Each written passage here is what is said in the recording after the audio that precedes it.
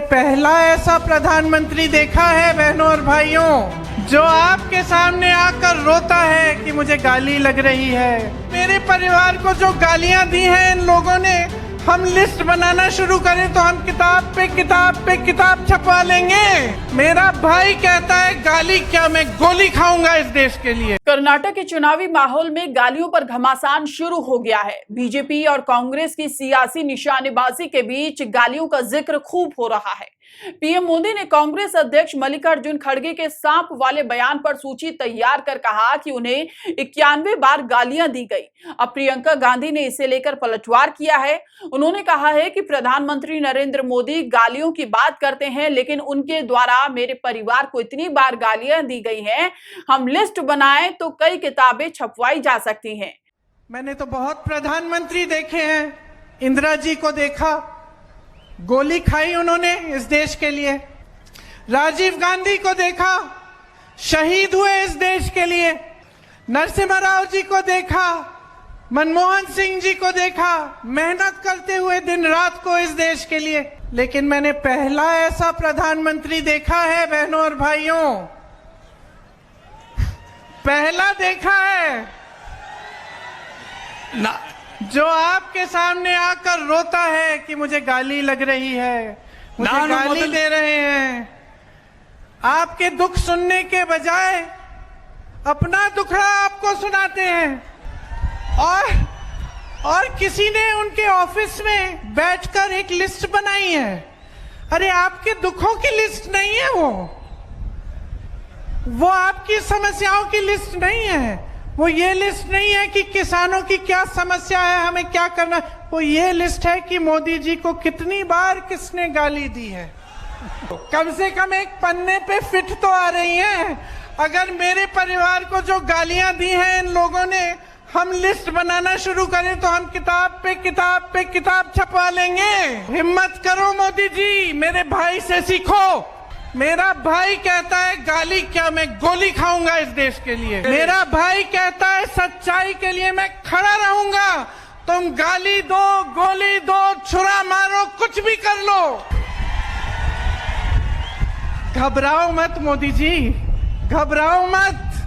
ये सार्वजनिक जीवन है, मोदी ये सब सहना पड़ता है, हिम्मत रखनी पड़ती है, आगे बढ़ना पड़ता है। इस देश की परंपरा रही है, कर्नाटका की परंपरा रही है।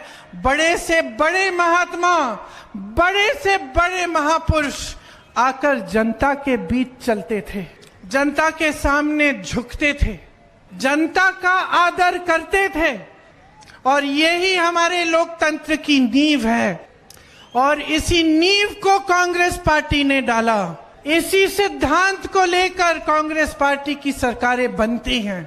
दरअसल इस विवाद की शुरुआत कांग्रेस अध्यक्ष मल्लिकार्जुन खड़गे के एक बयान के बाद हुई। उन्होंने कथित तौर पर अपने एक बयान में पीएम मोदी की तुलना जहरीले सांप से की थी, लेकिन बयान पर विवाद बढ़ता देख खड़गे ने जल्द ही इस पर सफाई भी दे दी थी। उन्होंने कहा था कि बीजेपी की विचारधारा विभाजनकारी, गरीबों व दलितों के प्रति नफरत व पूर्वाग्रह से भरी है। मैंने इसी नफरत व द्वेष की राजनीति की चर्चा की। खड़गे ने कहा कि मैंने उनके बारे में ये बात नहीं की। उन्होंने ये भी कहा कि वो व्यक्तिगत बयान नहीं देते। खड़गे के जहरीला सांप वाले बयान पर मोदी ने बिना नाम लिए कहा कि नाग भगवान शिव के गले का आभूषण है। मेरे लिए देश के लोग भगवान शिव की तरह हैं।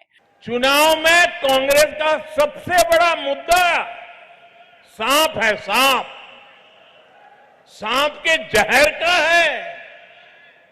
मेरी तुलना ये लोग सांप से कर रहे हैं और जनता से वोट मांग रहे हैं।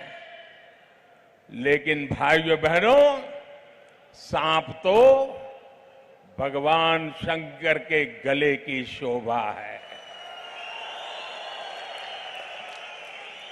और मेरे लिए देश की जनता ईश्वर का रूप है, शिव का ही स्वरूप है। इसलिए ईश्वर रूपी जनता के गले का सांप होना भी मुझे स्वीकार है। अब तक 91 बार कांग्रेस के नेता उनको गालियां दे चुके हैं। इस पर कल प्रियंका गांधी वाड्रा ने कर्नाटक के जमखंडी में जनसभा को संबोधित करते हुए मोदी पर पलटवार किया था। बता दें, कर्नाटक में 224 विधानसभा सीटों के लिए एक ही चरण में वोटिंग होगी। यहां 10 मई को वोट डाले जाएंगे और 13 मई को नतीजे घोषित कर दिए जाएंगे। फिलहाल इतना ही। देश और दुनिया की तमाम बड़ी खबरों के लिए चैनल को सब्सक्राइब करें। नमस्कार।